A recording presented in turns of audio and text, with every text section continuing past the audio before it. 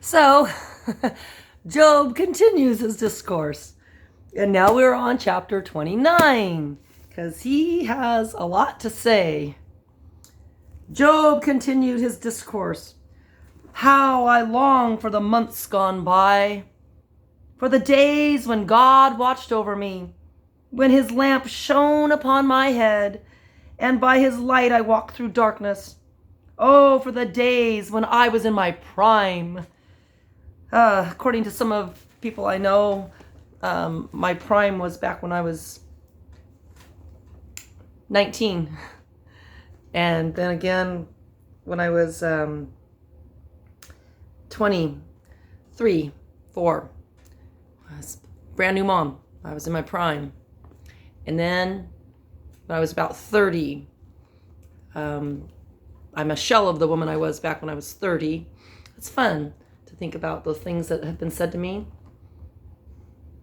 I can remember once when I was about 30, my first husband, we were working on a garden in my dad's backyard, and he lovingly took me in his arms and looked in my face, and he goes, "God, you're getting old."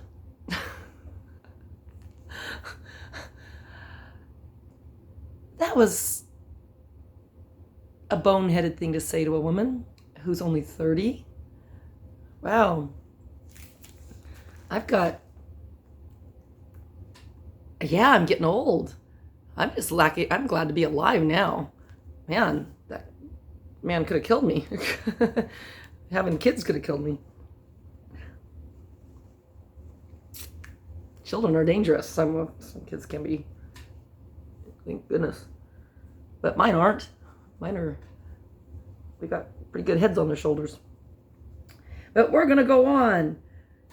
So, no more longing for the past. Onwards and upwards, and just forget about your mistakes as water under the bridge. Water under the bridge. Water under the bridge. Don't talk about it. Unless, of course, you're writing a memoir, then you can write about it, but it's all water under the bridge. Oh, for the days when I was in my prime, when God's intimate friendship blessed my house. When the Almighty was still with me and my children were around me. When my path was drenched with cream. Oh my God. I can remember as a teenager, my first boyfriend and I had a party, and yep, I was drenched in cream. Whipping cream bikini stuff.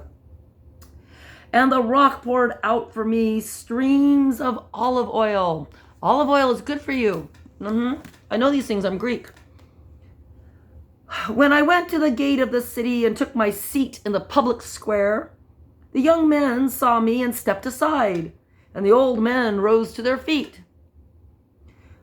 Actually, that happens to me now, at least.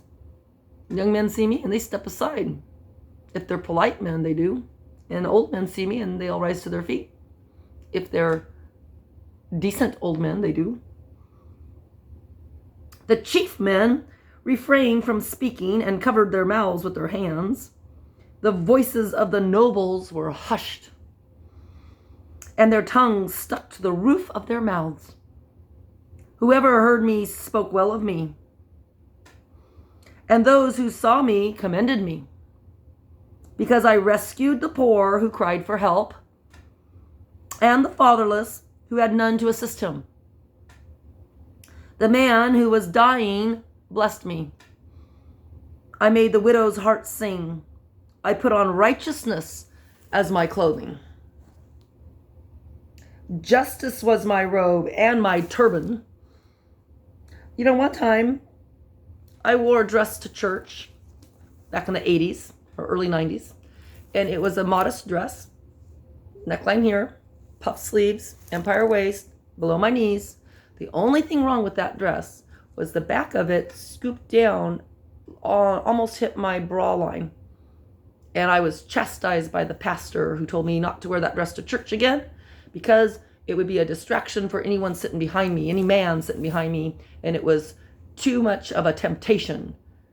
That would be too tempting to tempt them to think lustful thoughts, like I can control people's thoughts. Well, that pastor can kind of stick it, because she then went off to Redding, California, and started a church where people showed up in church in shorts and tank tops, and they were bragging about it. Hypocrites. Anyways, I was eyes to the blind and feet to the lame. I was a father to the needy. I took up the case of the stranger. I broke the fangs of the wicked and snatched the victims from their teeth. God, sometimes even police officers can't do that when somebody's gone berserko on whatever drug they're on. There's some horrible things. Humans can actually turn into animals if they're... Some humans that do animalistic type stuff, that is like that kid that was attacking a couple, an innocent couple, and this kid was eating them. I mean, killed them and was... Ugh. That kid needs to be locked away forever and ever and ever, if not put to death. I don't know, because that's not normal human behavior. You don't do things like that. You're not supposed to do things like that. So he was out of his mind on whatever drug he was on, or whatever was going through his head. Total deranged yuck. There's some people that maybe they should be put down. Not just put down, verbally put down, but I mean, maybe they should be put down, like euthanized. I don't know. They shouldn't be out loose in society. I thought, I will die in my own house, my days as numerous as the grains of sand. Don't we all wish that? Don't we all wish to have a long life and then die in our own home, surrounded by loved ones? That would be nice. Have our children gathered around us, and grandkids, and have a wonderful bon voyage party of all the good things in life, all the fun adventures, and sharing stories. Wouldn't that be nice? My roots will reach to the water, and the dew will lie all night on my branches.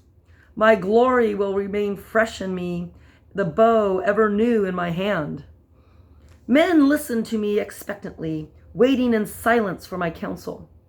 After I had spoken, they spoke no more. My words fell gently on their ears. They waited for me as for showers, and drank in my words as the spring rain. When I smiled at them, they scarcely believed it. The light of my face was precious to them. I chose the way for them and sat as their chief. I dwelt as a king among his troops. I was like one who comforts mourners. I've been in mourning, and I have had little comfort given my way. I've had some comfort by those who know how to comfort people who are in mourning. I have gone through PTSD. I have gone through FTSD, future tripping too. I have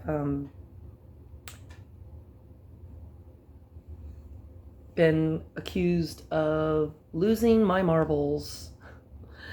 I've been accused of flipping my lid and having a condition called filter flop. And if you don't know what filter flop is, it's when you hit a wall of trauma. It's when your social filter flops on the floor because you don't give a flying flip anymore. You don't care about titles. You don't care who's who, because you just imagine everyone has to poop and pee. We're all humans. Some of us are a little more narcissistic than others. Some of us have gone through enough schooling, or they pick the right career path, and then they become judges and politicians and presidents and governors. And then they start talking to reporters, and reporters act like they're the deliverer of good news. And then half the time the numbers are wrong and the facts are wrong, and you don't really know what's going on except what's in your own little realm. So if your own little realm of what you're experiencing is peaceful, that's good. Keep it that way. If it's not peaceful, that's not good. You should probably think about removing yourself. If you're the cause of the peace not being good, then maybe you should be your own justice of the peace and remove yourself. Walk away before you lose it. And don't drink too much, and that will cause your emotions to come out. And if you're angry, you do not want to do that, especially around people with tape recorders. That's called evidence.